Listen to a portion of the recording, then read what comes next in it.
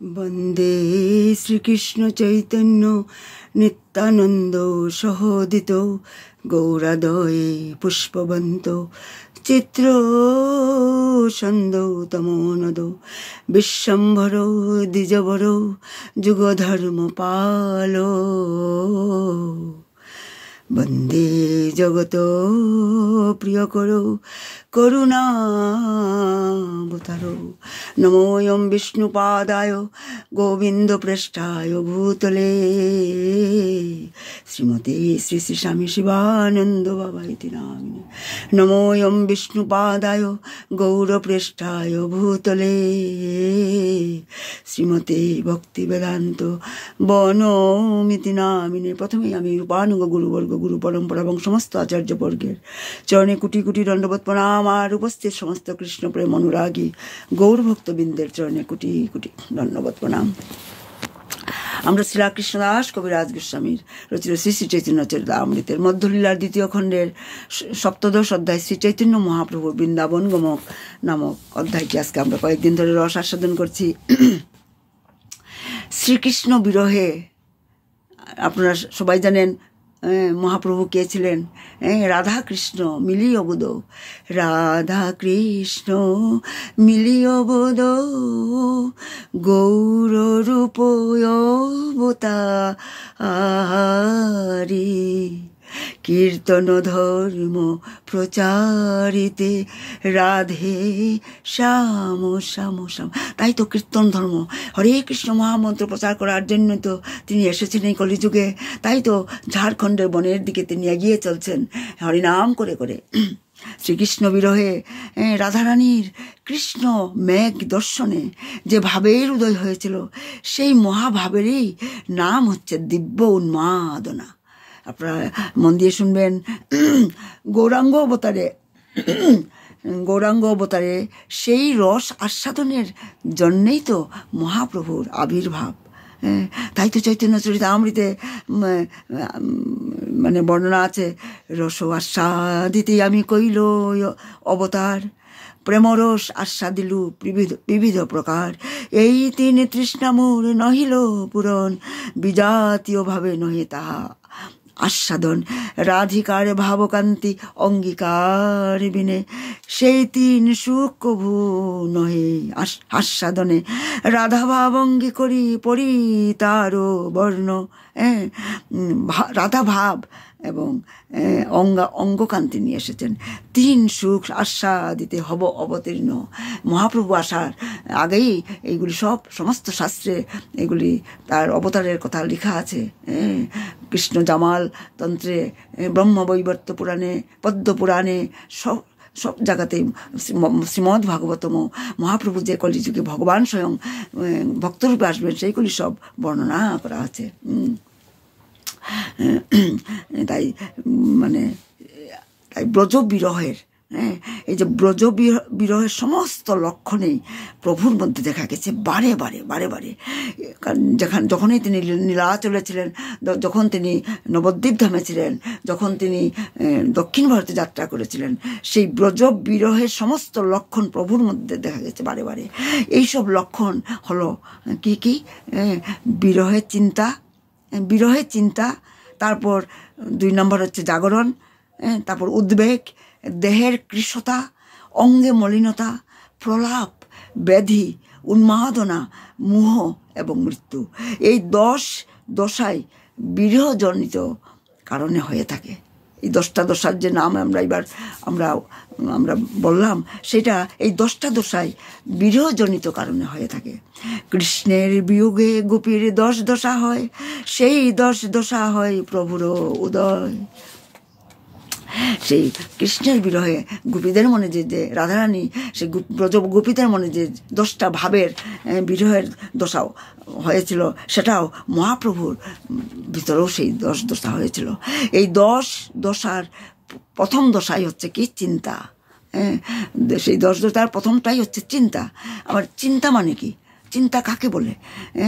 চিন্তা মানে হচ্ছে অভীষ্ট প্রাপ্তির উপায় সকলের যে ধ্যান, মানে অভিষ্ট বস্তু লাভের জন্য যে ধ্যান করা হয়, মানে অভিষ্ট বস্তু লাভের অনেক রকম উপায় আছে, সেই উপায়গুলির সম্বন্ধে যে ধ্যান করা হয় তাকেই চিন্তা বলে। একটু তত্ত্ব সিদ্ধান্তের ব্যাখ্যা, মানে আপনারা মন দিয়ে শুনবেন, যে তাকেই বলা হয় চিন্তা। তবে কিন্তু এই যে চিন্তা, কিন্তু দুশ্চিন্তার সঙ্গে এর কোনো সম্পর্ক নেই। চিন্তা আর দুশ্চিন্তা দুটাই মানে আলাদা জিনিস। যে জাগতিক চিন্তা ভাবনা অন্য একটা ব্যাপার, কিন্তু এই যে চিন্তা, এই যে স্পিরিচুয়াল যে মানে যে এই যে চিন্তা, এই চিন্তা হলো পূর্ব রাগ জনিত, মানে এটা হচ্ছে পূর্ব রাগ জনিত। এটা ব্রজবিরহের এটা লক্ষণ, মানে বিরহের মধ্যে চিন্তা, সেটাই এখানে বলা হচ্ছে, যেটা পূর্ব রাগ জনিত। সেটা আনন্দ চন্দ্রিকা তো খুব সুন্দর করে ব্যাখ্যা দেওয়া আছে। যখন গোপীদের মানে প্রাণধন, গোপীদের প্রাণধনকে স্বয়ং গোবিন্দ, তাকে বলা হচ্ছে হৃদয়ানন্দ গোবিন্দ বা মুকুন্দ। সেই গোপীদের প্রাণধন গোবিন্দ যখন অক্রূরের অনুরোধে তিনি নন্দালয় পরিত্যাগ করে নন্দালয় থেকে তিনি কি করেছিলেন, মধুপুরীতে গমন করেছিলেন, মানে মথুরাতে। কারণ অক্রূর এসেছিল কৃষ্ণ বলরামকে নিয়ে যাওয়ার জন্য সেই মল্লযুদ্ধে, সেই কৃষ্ণের কংস অক্রূরকে পাঠিয়েছিল মানে কৃষ্ণ বলরামকে নিয়ে যাওয়ার জন্য, নন্দালয় থেকে মধুপুরীতে নিয়ে যাওয়ার জন্য। তখন রাধারানী, বিরহিণী শ্রী রাধা, তিনি তখন রাধাময় জলযুক্ত অগাধ নদীর ঘূর্ণিপাকে তিনি নিমগ্ন হয়েছিলেন। মানে তিনি বিরহে, তিনি মানে তার বিপ্রলম্ব দশা মহাভাব তার লাভ হয়েছিল কৃষ্ণের বিরহে। অর্থাৎ মানে শ্রীরাধা স্বীয় মনের মধ্যে তিনি চিন্তা করতে লাগলেন। কৃষ্ণ যখন চলে গিয়েছিলেন তখন শ্রী রাধিকা তিনি মনে মনে চিন্তা করতে লাগলেন। সেটাই বলা হচ্ছে এই 10টা দশার মধ্যে, সেটা হচ্ছে বিরহের চিন্তা।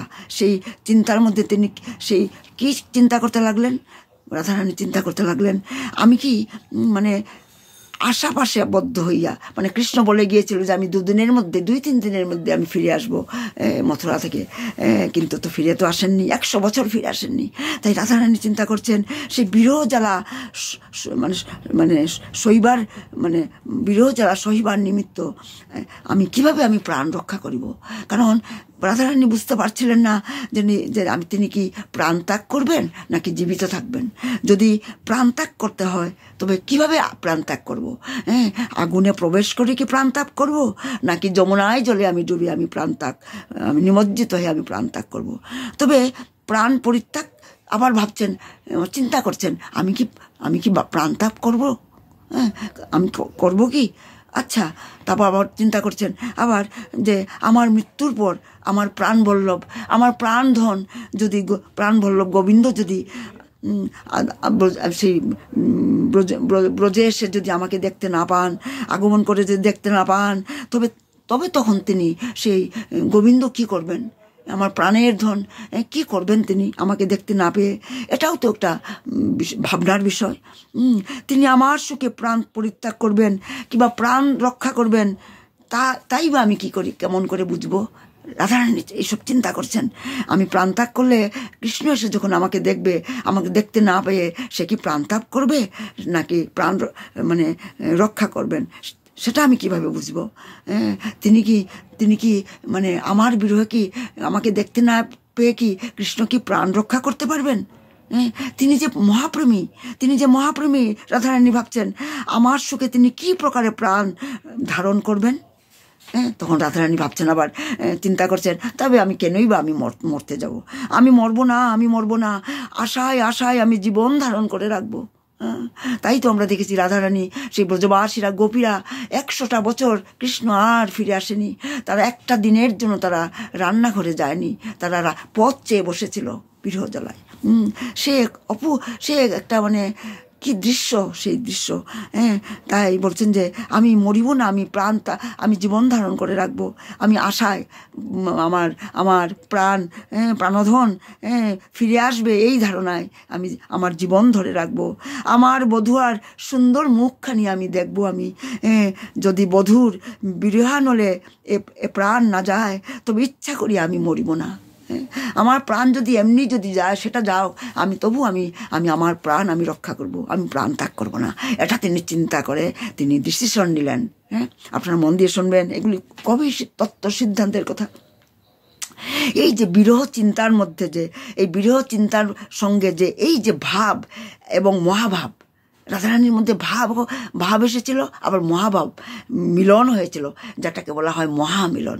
মানে বিরহ চিন্তার সঙ্গে ভাব এবং মহাভাবের যেন মহামিলন।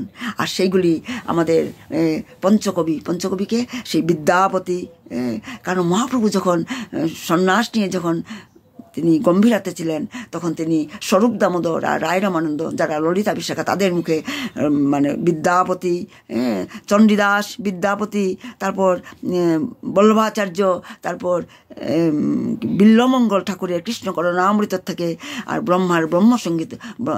ব্রহ্মার রচিত ব্রহ্মসংগীতা থেকে তিনি পাঠ শুনতেন। এই স্বরূপ দামোদরকে বলতেন, শোনাও আমাকে। কারণ এই বিদ্যাপতি, চণ্ডীদাস কি সুন্দর করে তারা এই বিরহ, এই যে মান অভিমানের কথা, বিরহ দশা, এগুলি তারা ভজন কীর্তন তারা করে গেছেন। বিদ্যাপতির তার পদাবলিতেও তিনি বলেছেন, কি বলেছেন, মরিব আমি, নিশ্চয় মরিব, কানু হেন গুণনিধি কারে দিয়া যাব। আহা, এটা বিদ্যাপতির পদাবলিতে আছে। মর্ম বেদনার কি দারুণ অভিব্যক্তি, কৃষ্ণ বিরহে রাধারানী উন্মাদিনী হয়ে বলছেন, তিনি সখীদের বলছেন, সখী তুমি আমায় আর কি বলিয়া প্রবোধ দিবে। কারণ ললিতা, বিশাখা, সেই অষ্টসখী, তার সব মঞ্জরি সখীরা রাধারানীকে মানে প্রবোধ দিত, মানে তাকে কি বলতে, মানে আশ্বাস দিত যে ভগবান গোবিন্দ ফিরে আসবে, তোমার প্রাণ বল্লভ ফিরে আসবে, তুমি প্রাণ ত্যাগ করবে না। তখন রাধারানী বলছেন তাদেরকে, সখী তোমরা আমাকে কি বলে আমাকে আর প্রবোধ দেবে? আমি এখন কি করে আমি দিন যাপন করব? তোমরা আমাকে হাসি মুখে দেখতে চাও। হায় আমার মুখের হাসি, আমার চোখের ঘুম, আমার মনের সুখ সে বধুয়ার সঙ্গেই তো চলে গেছে। ভগবান গোবিন্দ যখন আমার প্রাণ বল্লভ যখন এই ব্রজধাম ত্যাগ করছে, তখন থেকেই আমার মুখের হাসি, আমার চোখের ঘুম, মনের সুখ সবই তো তার সঙ্গেই চলে গেছে। কেবল অনন্ত যাতনায় আমার এখন নিত্য সহচরী।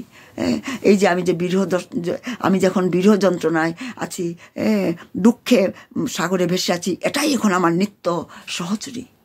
এগুলি আমার নিত্য সহচারী। এই শ্রীকৃষ্ণ বিরহ বিধুর মানে শ্রী শ্রী মহাপ্রভুর জাগরণ দশাদিতেও এই রূপ স্পষ্ট দেখা যেত। তাই তো চৈতন্য চরিতামৃতে বারবার একাধিকবার সেখানে উল্লেখ আছে। কি আছে উল্লেখ? সব রাত্রি মহাপ্রভু করে জাগরণ, উচ্চ করে কৃষ্ণ নাম সংকীর্তন। মহাপ্রভু দিন রাত উচ্চস্বরে মহাকীর্তন করে চলেছেন। তাই তো ঝাড়খণ্ডের বনে যেতে যেতে মহাপ্রভু উচ্চস্বরে উচ্চ সংকীর্তন করছিলেন।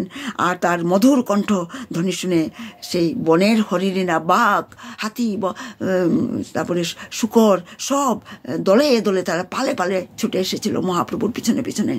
আর মহাপ্রভুর কণ্ঠের মধুর ধ্বনি শুনে হরিণীরা পর্যন্ত তার কাছে এসেছিল। ডাইনে বামে ধ্বনি শুনি যায় প্রভু সঙ্গে, প্রভু তার রঙ্গ মুছে শ্লোক পরে রঙ্গে। তার সেই কীর্তনের মধুর ধ্বনি শুনে হরিণীরা মহাপ্রভুর উভয় পার্শ্বে, ডানে আর বায়ে, তার সঙ্গে চলতে লাগলো। আর চৈতন্য মহাপ্রভু তাদের গা মুছে দিয়ে গভীর উৎসুক সহকারে একটা শ্লোক তখন উচ্চারণ করলেন। কারণ মহাপ্রভু তখন মানে সেই কৃষ্ণলীলা কথা তিনি মনে করছেন, আর এই ঝাড়খণ্ডকে বৃন্দাবন বলে ভাবছেন। তাই তো তিনি শ্রীমদ্ ভাগবতম থেকে সেটা একটা গোপীরা মানে এই শ্লোকটি গোপিকারা মানে উল্লেখ গেয়েছিল এই শ্লোকটি। তাই তো মহাপ্রভু মানে রাধারানীর ভাবে এবং কৃষ্ণ বিরহে তিনি এই শ্লোকটি সেই হরিণীদের দেখে সেই শ্লোকটি তিনি উচ্চারণ করেছিলেন। কারণ মহাপ্রভুর তখন কৃষ্ণলীলার কথা সম্পূর্ণ সেই ঝাড়খণ্ড বন থেকে বৃন্দাবন ভেবেছিলেন। আর তখন তিনি সেই মানে বৃন্দাবনে যখন তিনি মানে গাভীদের নিয়ে সকালবেলা রোজ ভোরে সকালবেলায় কৃষ্ণ বলরাম তার সখাদের নিয়ে সুদাম মধুমঙ্গল শ্রীদাম সবাই মিলে তারা গোচারণ করতে চরণ পাহাড়ে যেত। আর তখন মহাপ্রভু সেইগুলি মনে করছেন। আর তিনি আর একটা শ্লোক তিনি এখন ঝাড়খণ্ডের বনের মধ্যে সমস্ত সেই হিংস্র পশুদের দেখে এখন হরিণীদের দেখে তিনি একটা শ্লোক তার মুখ থেকে বের হয়েছিল। সেই শ্লোকটি হচ্ছে কি, সেটা হচ্ছে ধন্যাস্ম মূঢ়মতয় হপি হরিণ্য এটা যা নন্দনন্দন বাত্য বিচিত্র বেশম আকর্ণ বেণুরনিতং সহ কৃষ্ণ সারা পূজাং দধুর বিরচিতাং প্রণয়াবলোকই আহা। এই তখন মহাপ্রভু এই শ্লোকটি উচ্চারণ করছেন। এই শ্লোকটির অর্থ হচ্ছে এই নির্বুধ হরিণরাই ধন্য, এই নির্বুধ। কারণ এই শ্লোকটা আসলে কিন্তু ব্রজগোপিকারা মানে তারা উল্লেখ করেছিল, তারা মুখ থেকে বেরিয়েছিল এই শ্লোক গোপিকাদের থেকে। কারণ ব্রজগোপিকারা মানে ব্রজের যে পশুদের মানে মহিমামণ্ডিত করেছিল। কারণ ব্রজগোপীরা তাদের বাড়ির বাইরে যাওয়া নিষেধ ছিল, তারা যখন তখন বাড়ির বাইরে বেরোতে পারতো না, কড়া নির্দেশ ছিল। তাই তো তারা সেই বনের যে পশুরা হরিণ বাঘ এরা কত মানে ভাগ্যবান। তারা যখন কৃষ্ণ বলরাম যখন গাভীচরণ করতে যেত সেই বনের সেই পশুরাও কৃষ্ণের কারণ কৃষ্ণের বংশীধ্বনি শুনে সেই পশুরা সেই বনের মধ্যে চরণ পাহাড়ে চলে আসতো।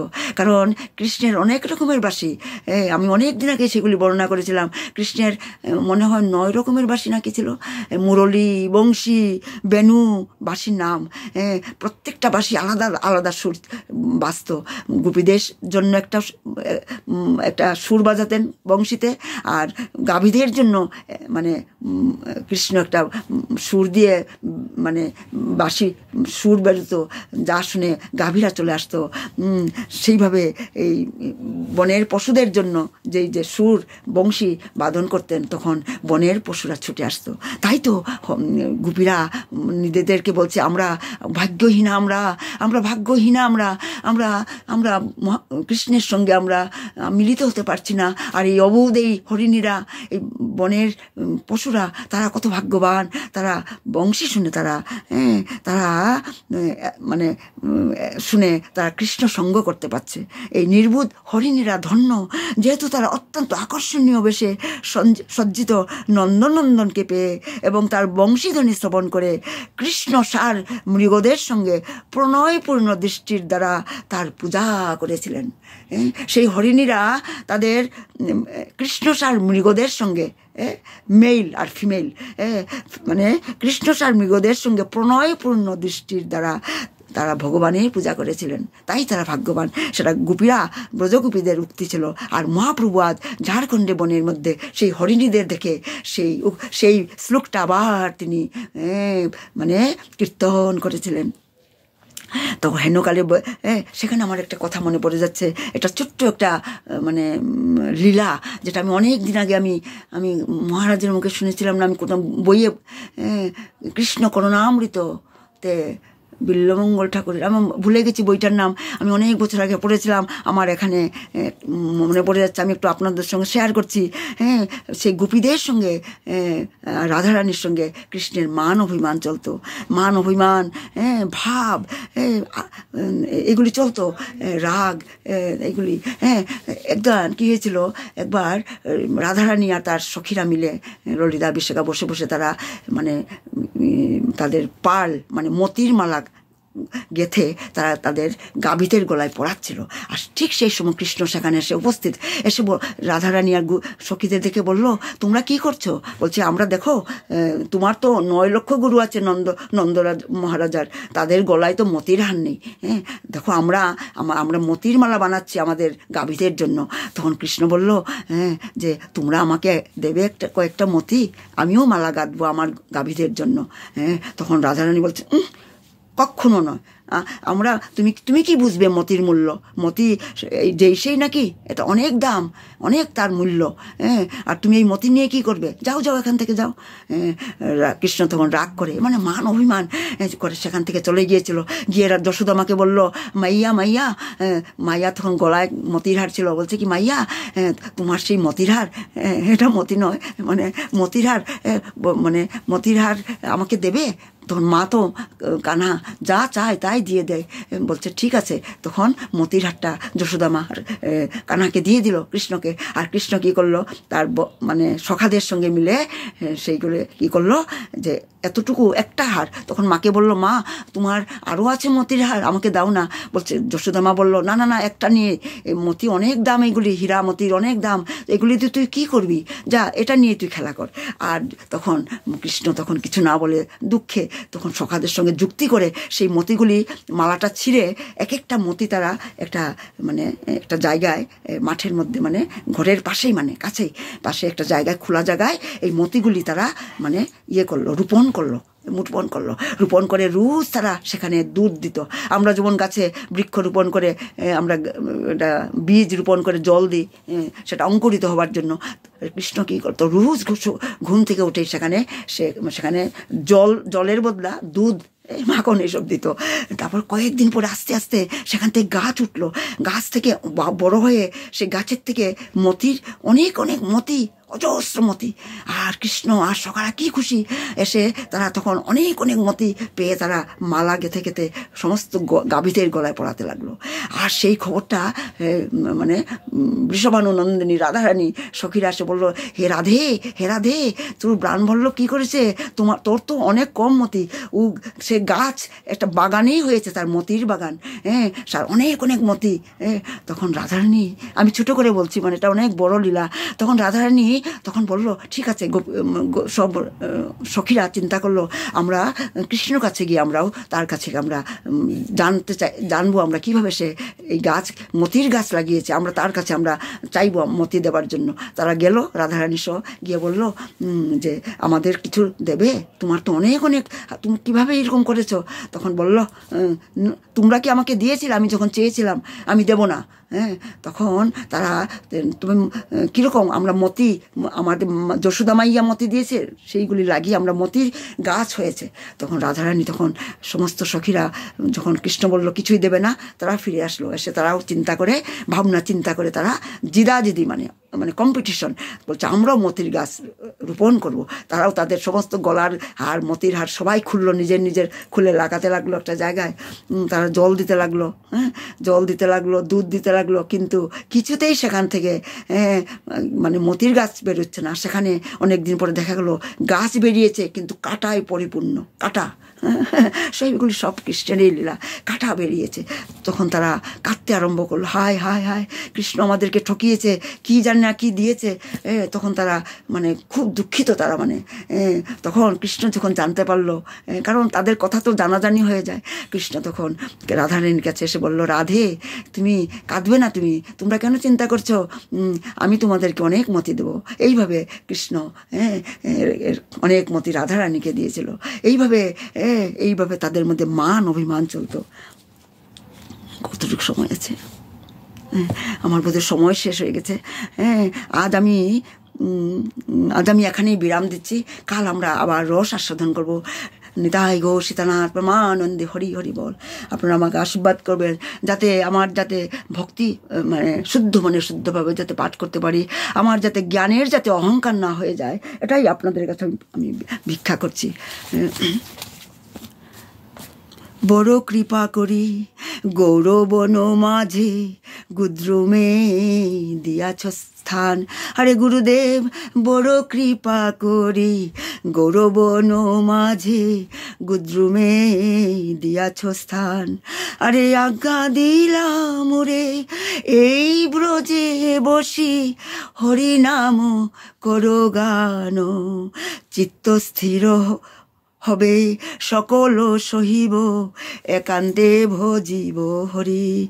আরে নিজ কর্ম দোষে এ দেহ হইল ভজনের প্রতিবন্ধ।